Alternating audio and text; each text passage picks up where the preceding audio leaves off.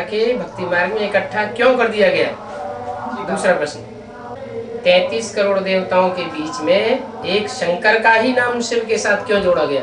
शंकर की मूर्तियां, नग्न शंकर की मूर्तियां, नग्न शंकर की मूर्तियां संसार में सबसे जास्ती तादाद में क्यों पाई जाती है? और किसी देवता की इतनी मूर्तियां नहीं मिलती हैं, जिसमें शंकर की मूर्तियां मिलती हैं।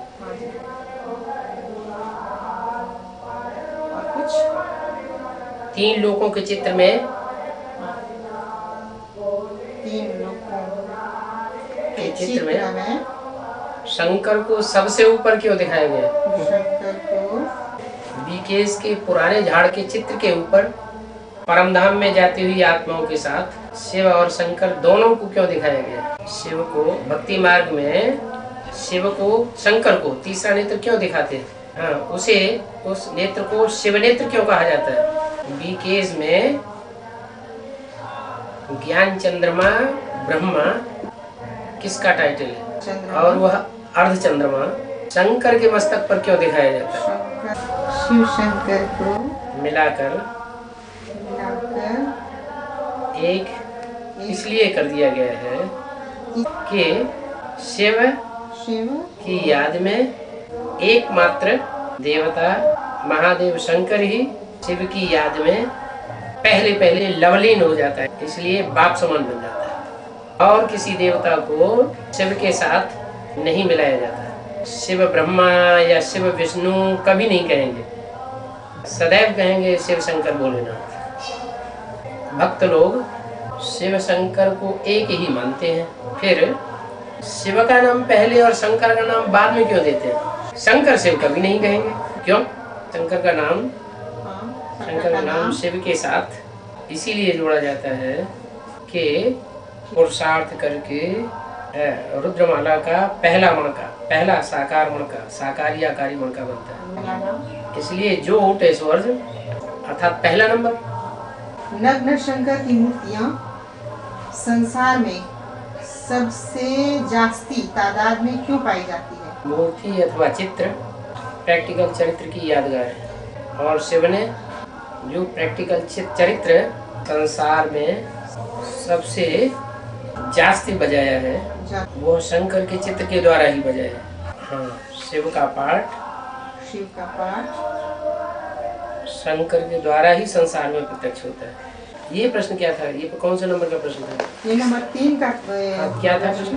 नग्न शंकर की मूर्तियां संसार में सबसे जास्ती तादाद में क्यों पाई जाती है? क्योंकि सबसे जास्ती पाठ बजाया है शिव ने, सबसे जास्ती पाठ बजाया है, सबसे जास्ती सेवा की है, इसलिए सबसे जास्ती तादाद में शंकर की मूर्तियां मिलती हैं।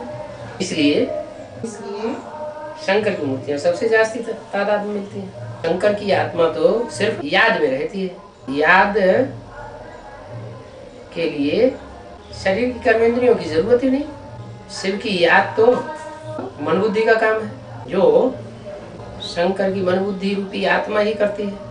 बाकी कर्मेंद्रियों से सारा कार्य शिव बाप करते हैं। जो सबसे ऊंचा कार्य करता है, सबसे पावरफुल कार्य करता है, सबसे पावरफुल होता है, वो ऊंची गद्दी पर बैठता है।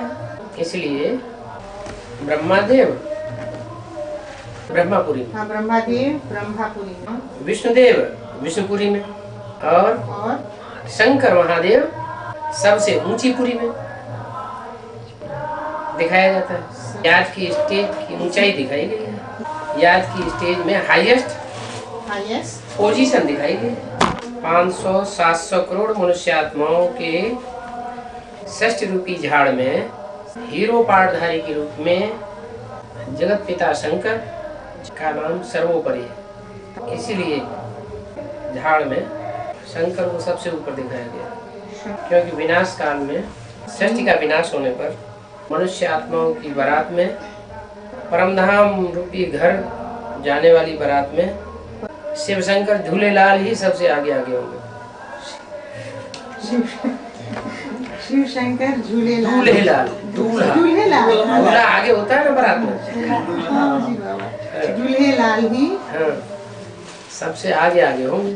सबसे आगे आगे होंगे। क्या लिखा? सबसे ऊपर हेडलाइन के रूप में लिखना है। हेडलाइन के ऊपर क्या लिखा? अच्छा। भक्ति मार्ग के चित्र, हाँ। देवताओं के चरित्र की देवताओं यादगार, के प्रैक्टिकल चरित्र, देवताओं के प्रैक्टिकल चरित्र की यादगार। भक्ति मार्ग में शंकर को तीसरा नेत्र क्यों दिखाते हैं? ब्रह्मा या विष्णु को क्यों नहीं दिखाते? भक्ति मार्ग में शंकर की भ्रकुटी में तीसरा नेत्र इसीलिए दिखाते हैं कि ज्ञान स्वरूप शिव शंकर की भ्रकुटी रूपी तख्त पर मुकर्रर रूप से विराजमान रहते हैं। इसलिए शंकर को भक्ति मार्ग में अविनाशी देवता अमरनाथ माना जाता है, जिसकी कभी मृत्यु नहीं होती। मुरली में भी इसीलिए बोला है, इस सृष्टि पर सदा कायम कोई चीज है नहीं। सदा कायम तो एक शिव बाबा ही है। ब्रह्मा का तो शरीर छूट जाता है, इसलिए मुरली और शास्त्रों में बोला है ब्रह्मा की आयु मृत्युलोक में खलास होती है। और बोला है कि यह ब्रह्मा मेरा टेम्परेरी रहता है, इसलिए ब्रह्मा का शरीर छूट जाता है। ज्ञान सागर शिव का तीसरा नेत्र